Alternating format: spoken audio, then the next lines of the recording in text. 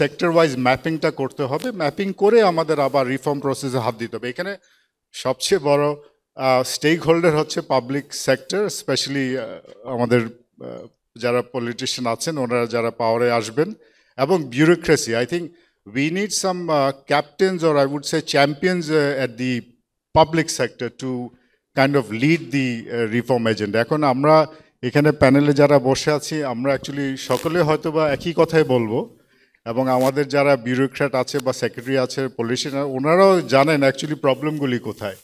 So এইখানে actually এক deep dive করতে হবে, আমাদের সকলের এঙ্গেজমেন্ট দরকার।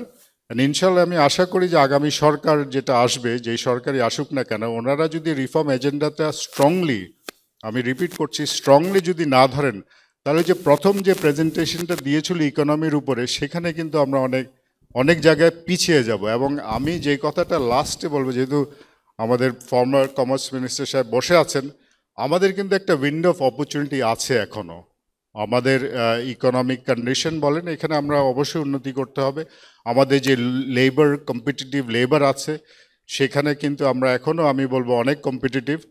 আমাদের লোকেশন ইজ ভেরি স্ট্র্যাটেজিক, এবং আমাদের একটা huge population. We are the 8th largest country in terms of population in the world. So demand জায়গাগুলি বা ইন্টারনাল যে ডোমেস্টিক মার্কেট আছে, এটা হিউজ।